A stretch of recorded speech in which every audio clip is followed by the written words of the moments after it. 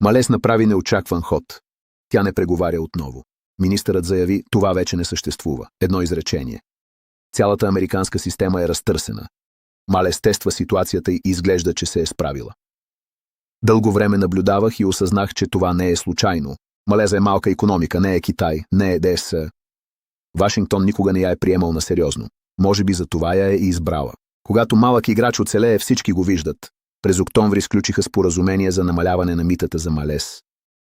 Малайзия плати цената с реформи и други са минали по същия път. Великобритания, Япония, Корея – намаляване на митата за отстъпки. Съд в САЩ постанови, че тарифите са противоконституционни.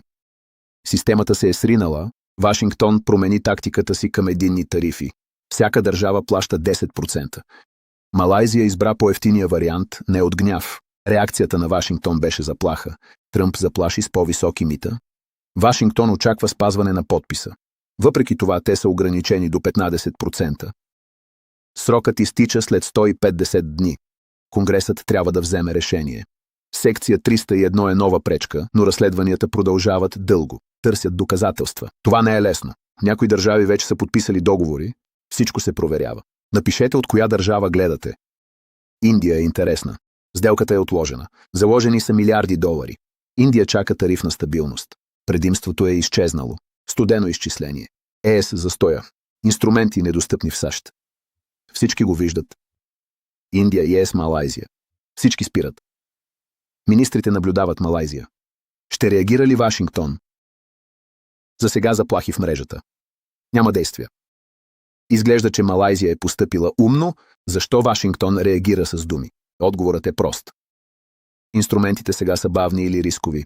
Това е слабост поради липса на инструменти. Помислете как е възникнала тази бизнес структура. Стратегията на Тръмп за 2020 година успя благодарение на почти неограничените правомощия на президента. Няма конгрес, няма съд. Веднага. Компаниите го мразеха. Не е възможно да се планира. Правителствата го мразеха. Невъзможно е да се предвиди. Непредсказуемостта беше ключова. Подпиши сега или не знаеш какво ще се случи след това. Върховният съд го развали. Интересно е какво ще се случи през следващите 60 дни. Държавите, които приеха митата, сега са в същата позиция. Ако бяхте министър на търговията, какво бихте направили? Щяхте ли да оставите споразумението или да последвате Малайзия? Напишете в коментарите. Това определя бъдещата глобална търговска политика. Представям 3 сценария. Нито един не е благоприятен за Вашингтон. Първи, страните тихо следват Малайзия през следващите 60 дни. Втори, Тръмп използва секция 3, обърната към определени индустрии. Китайска стомана, виетнамски текстил, индийска електроника. Разследват се с месеци, не засягат цялата икономика. Това е друга игра, по-бавна, по-малко драматична, по-малко ефективна като сплашване. Третият, най-интересен и най-рисков за вътрешната политика. Конгресът удължава секция 1-2-2 или не преди лятото. И в двата случая това боли. Интересно е, че Малайзия заложи на тази политическа динамика. Тя заложи, че Вашингтон има твърде много вътрешни проблеми, за да ескалира. Заложи, че междинните избори са по-важни, отколкото да се накаже един азиатски партньор. Заложи, че светът ще наблюдава, защото ако Малайзия се измъкне без последствия, Япония ще го види, Южна Корея ще го види, Виетнам ще го види и всеки от тях има своя собствена математика.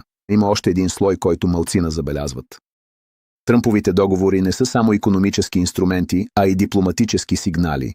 Когато тези договори се разпаднат без реални последствия, дипломатическата символика се променя. Показва се, че американският подпис не гарантира стабилност. Това подкопава доверието. Не съм пророк, въз основа на данните и моделите ми е ясно. Малайзия е тест. Тест, който е в полза на онези, които си тръгват.